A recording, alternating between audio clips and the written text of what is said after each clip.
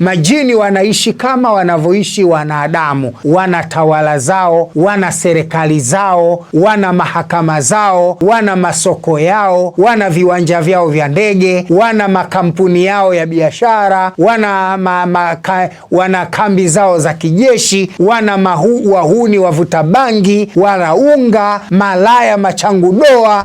Mpaka leo hii tunavyosema, pamoja na mwanadamu kurithi mali nyingi, kuwa na ujuzi na elimu ya kutosha juu ya kutafuta mali, hakuna mwanadamu anayewazidi majini kwa kumiliki mali. Lakini siri ya mafanikio ya utajiri huu ulibebwa na Nabii Suleimani kupata mali kutoka mikononi mwa majini waliomiliki mali za madhahabu na vito mbalimbali walivyozikusanya kutoka maeneo mbalimbali chini ya utawala wa Suleimani, na wakafanya naye biashara, na Nabii Suleimani akamiliki utajiri mkubwa wa mali juu ya mgongo wa ardhi.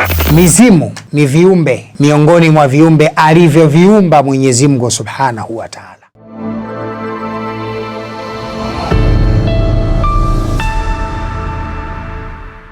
Assalamu alaikum wa rahmatullahi wa barakatuh, mpenzi mtazamaji wa Islah TV.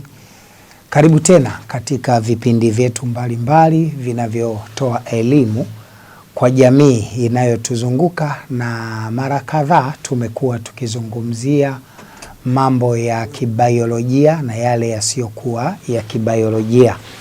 Kwa jina naitwa Saif Hassan Sule ama Dr. Sule, mkurugenzi mkuu wa taasisi hii ya Islah Islamic Foundation, lakini pia wamiliki wa vituo vya dua vya Islah Islamic Dua Center na kampuni ya Sule Natural Medicine, moja kati ya makampuni bora kabisa yanayojishughulisha na utafiti wa magonjwa ya kibiolojia na yasiyokuwa ya kibiolojia na mimea tiba inayohusiana na maradhi hayo ya kibiolojia na yasiyokuwa ya kibiolojia. Mpenzi mtazamaji, karibu tena kwenye kipindi chetu muhimu. Leo na jambo kubwa sana nataka kulizungumza, na nataka kulizungumza kwa ufasaha zaidi pengine kuliko walivyozungumza wazungumzaji wengi kuhusiana na suala hili, ili upate elimu ya kutosha. Mara nyingi utambuzi wa jambo unatokana na elimu ya kutosha yaliyo nayo mhusika na ufasaha katika kuelezea jambo husika ambalo anataka kulielezea. Mara ya mwisho katika vipindi kadhaa miaka miwili iliyopita, dunia ilistaajabu pale nilipokuwa nikizungumzia majini na namna wanavyoweza kutumiwa majini, wazuri ama wabaya, katika kumsaidia mwanadamu kupata maisha yake kiuchumi, ama kumuondoshea maradhi au kumtengenezea maisha yote yale ambayo pengine yanakutana naye, lakini hata kumtia maradhi na mengine kadha wa kadha. Na katika maelezo yangu nilijaribu kuelezea majini wazuri na majini wabaya, na hii ilipelekea baadhi ya watu kuniona kwamba furu, nimesema vitu havina ukweli, jini hawezi kumtumia, jini hawezi kumsaidia mwanadamu kwa chochote. Lakini nilibaki na msimamo wangu, kwa sababu kwanza nilikuwa na elimu ya kutosha juu ya kutetea hiki ninachokusema, kwa sababu naamini nilikuwa na uwezo wa kutambua mengi zaidi kuhusu majini pengine kuliko watu wengi waliopo duniani leo, kutokana na kile kidogo alichonipa Mwenyezi Mungu juu ya elimu ya viumbe hawa. Sasa leo nakwenda kwenye mjadala mwingine mkubwa zaidi, na kwenda kutoa elimu kubwa zaidi ambayo pengine watu wa kawaida wanaweza wakapata shida, lakini unaweza kupata elimu ya kutosha, na niwaombe mfuatilie haya ninayoyasema, kwa sababu yatakwenda kukupa matokeo chanya katika maisha yako. Leo nataka kuzungumzia viumbe wanaoitwa mizimu. Nimestaki kidogo hapo. Leo nakwenda kuzungumzia viumbe wanaoitwa mizimu. Mizimu ni kina nani? Wanakuwaje mizimu? Mizimu wako wa aina gani? Watu wanatakiwa wajifunze, wafahamu na waelewe kuhusiana na viumbe wanaoitwa mizimu.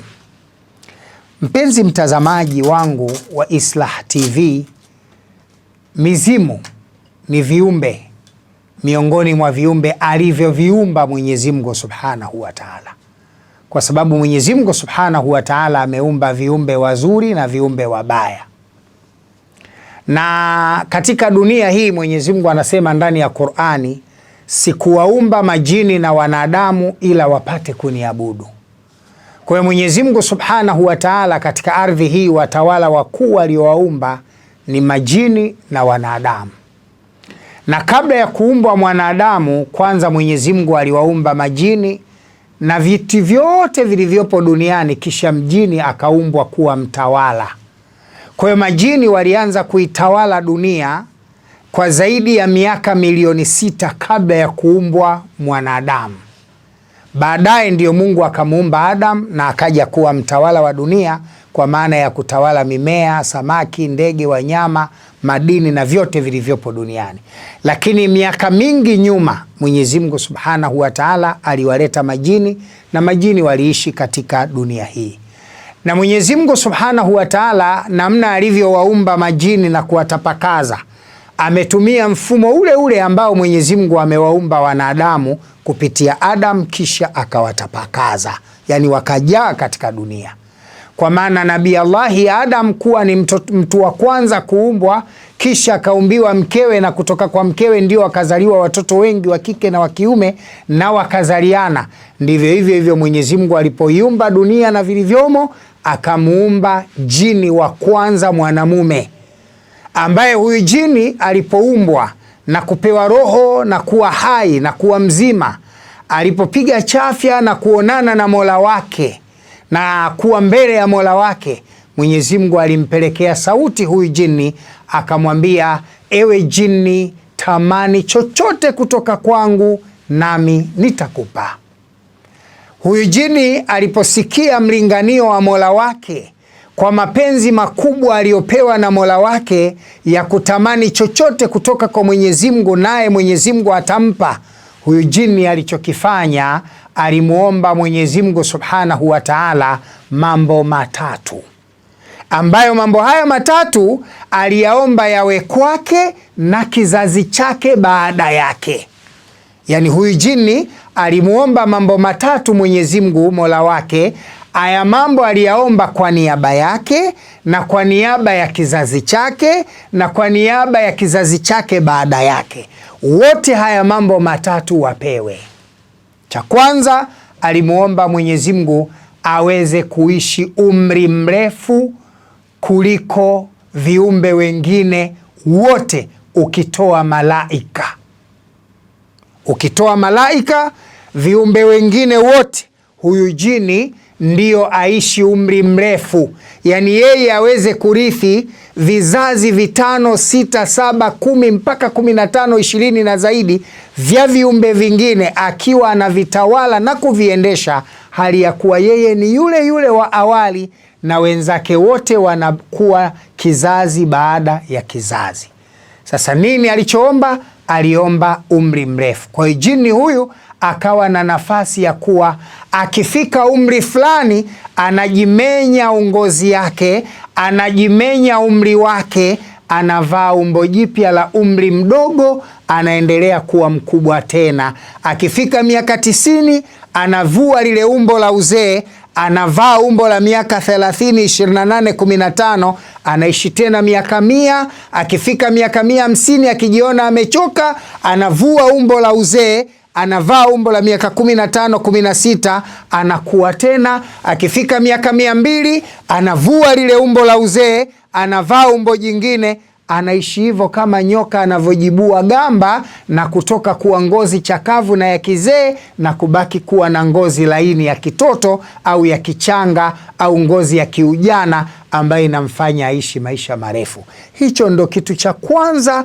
kiongozi wa majini au baba wa majini wote alipoumbwa, alipoombwa atamani chochote kutoka kwa Mola wake, alitamani hicho cha kwanza.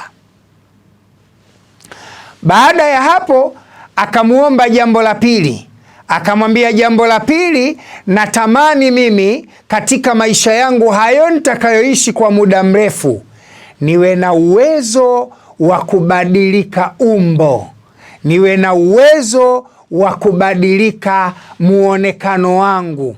Si lazima niishi katika hili umbo la kijini.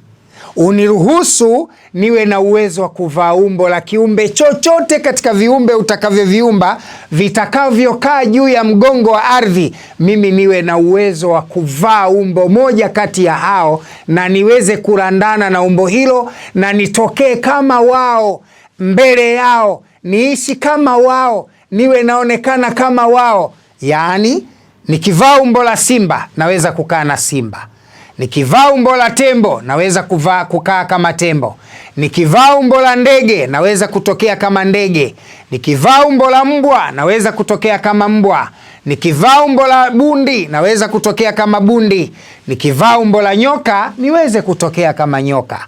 Jini mkubwa akamuomba Mwenyezi Mungu jambo la pili, nalo alimuomba ampe fursa ya kubadili umbo na kuishi kwenye umbo la kigeni, hali ya kuwa si umbo lake, kwa masaa na muda kadhaa.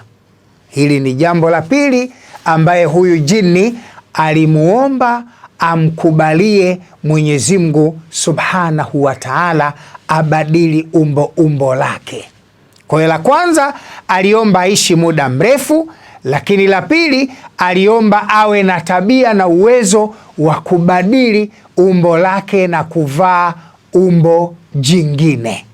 Na jambo la tatu alimuomba Mwenyezi Mungu Subhanahu wa Ta'ala asionekane kirahisi kwenye jicho la kiumbe yoyote mwenye umbo la nyama, ila pale atakapotaka yeye kujidhihirisha kwa huyo kiumbe kwa umbo atakalopanga yeye jini mwenyewe.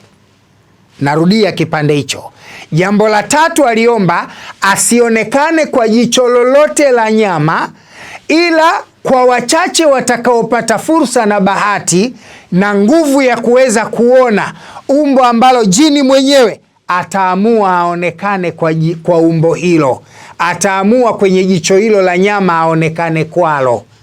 Kama ataamua kuja kwa umbo la mtu mrefu sana hana mwisho, kama ataamua kwa umbo anakuja kama nyoka mkubwa au mdogo, kama ataamua anakuja kwa umbo kama vile paka au mbwa, ataamua kuja kwa umbo la kama bundi au popo au njiwa, yeye mwenyewe atakavyoamua huyu jini ndivyo ambavyo macho ya nyama, ima ya mwanadamu au ya mnyama au ya ndege au ya samaki, amuone huyu jini katika umbo hilo, na wala si katika umbo lake la kijini. Yani alitamani afichwe kwenye umbo lake la kijini, asionekane katika macho yanayokaa kwenye kiumbe chenye umbo lenye nyama.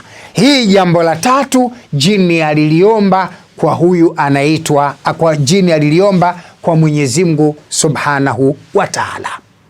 Na Mwenyezi Mungu alipomwomba mambo haya matatu alimkubalia jini huyu, na akawekwa kuwa mtawala katika ardhi, na kaishi dahali za miaka, mpaka pale walipofanya ufisadi mkubwa, majini wakagharikishwa, wengi wao wakauawa, wachache wakakimbilia kwenye mapango, wengine wakakimbilia kwenye milima, wengine wakakimbilia chini ya ardhi. Wachache waliobaki hai wakaanza maisha upya baada ya kuumbwa Adam na kizazi chake. Walipokuwa wamekuja kuzaliana, hawa nao wakawa moja kati ya wafuasi wanaokaa chini ya utawala wa Adam na kizazi chake, lakini mtawala kamili akiwa Adam na kizazi chake, na hawa majini wakabaki kuwa wao ni wafuasi na watumishi katika serikali ya wanadamu.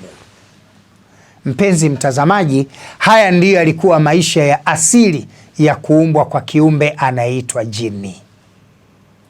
Kwa hiyo baada ya kugharikishwa na kuondoka duniani, waliouawa, wachache waliobaki hai wakaenda kuishi katika maeneo ambayo ndiyo yalikuwa na hazina kuu za mali, na baadhi ya mali ambazo waliishi nazo duniani walikuwa nazo kama dhahabu na vingine na vingine.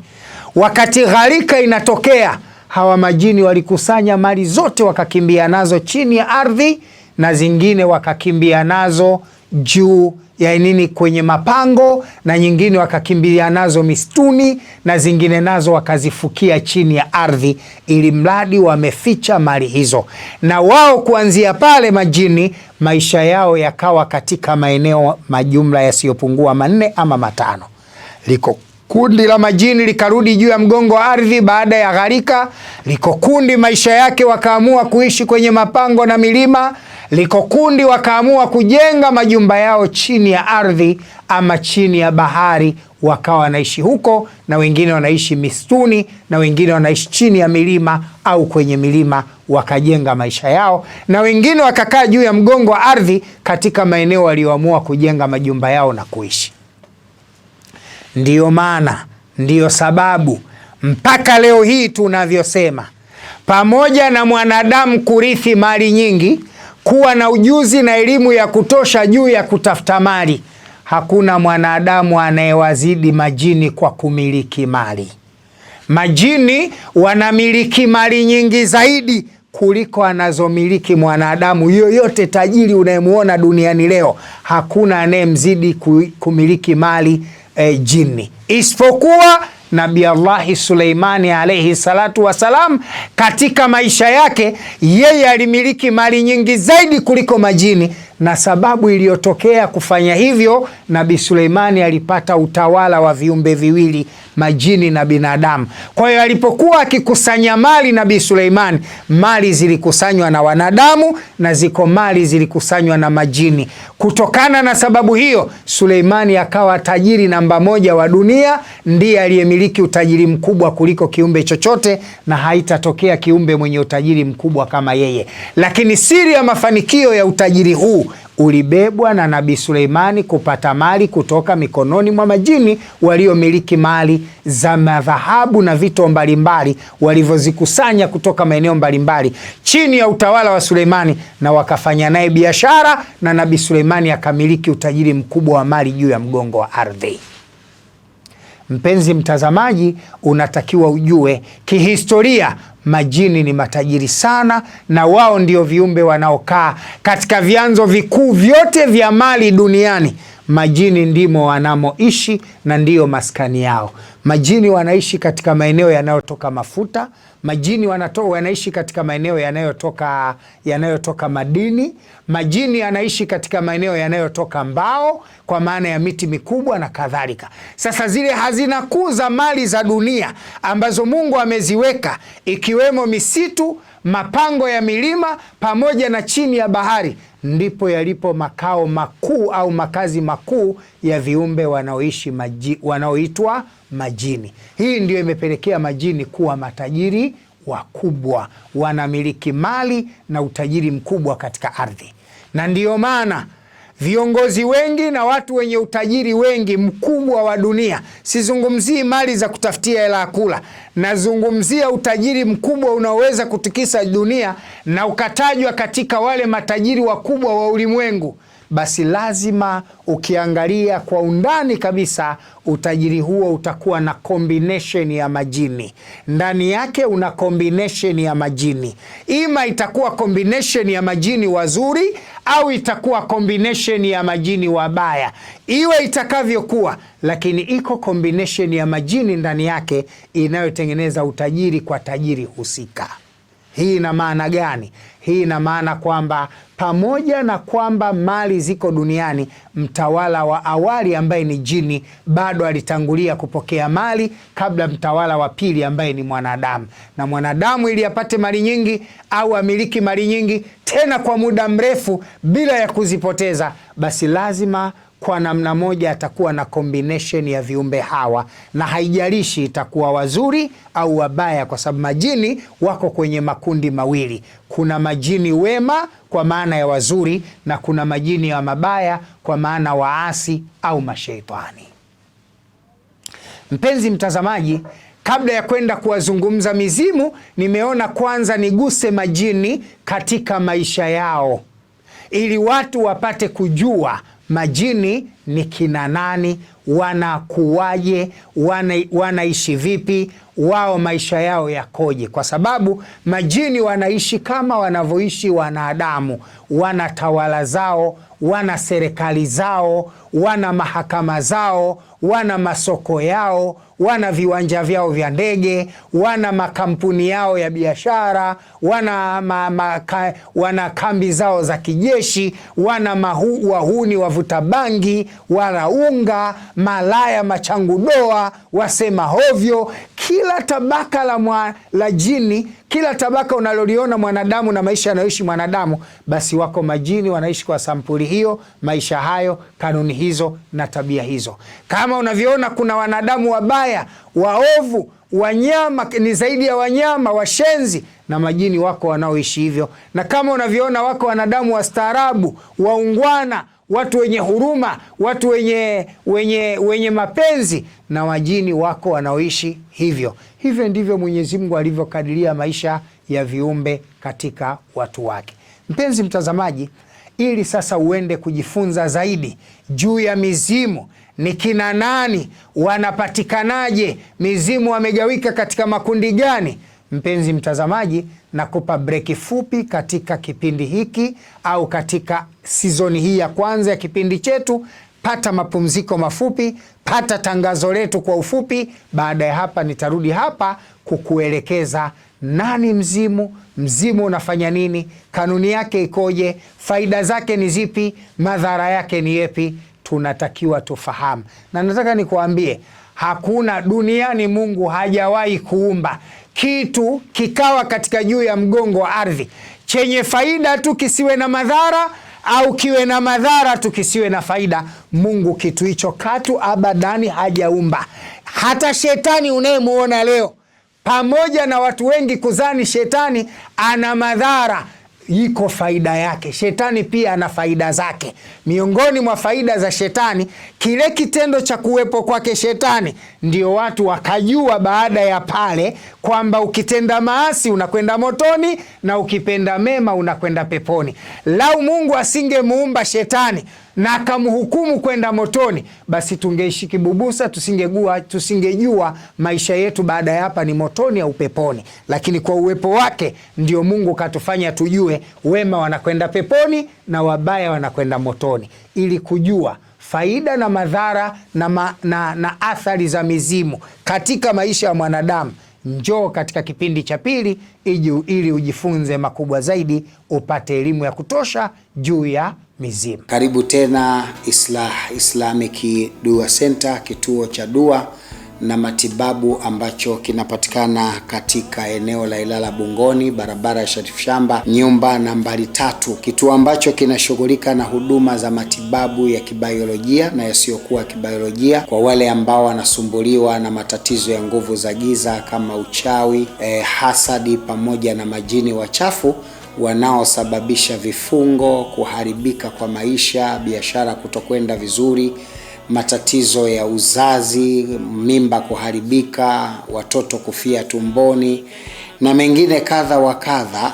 Tunakukaribisha watu wanaopata ndoto mbaya, kuota mambo yanayotisha, ndoto kama vile za kuwa unapigana na watu, unatumbukia shimoni, unateleza, unataka kuanguka, ndoto kama vile kuhisi unataka kunyonyesha, ndoto za kuwa na mimba, kutaka kujifungua, ndoto za kula nyama, vyakula vya usiku, unaota usiku unakula vyakula, unatumbukia shimoni, ndoto za kuwa kwenye jangwa, ndoto za kuwa katika giza. Unaweza kutupigia simu kwa namba 0710 400 200 au 0764 11 16 16. Nyote tunawakaribisha sana.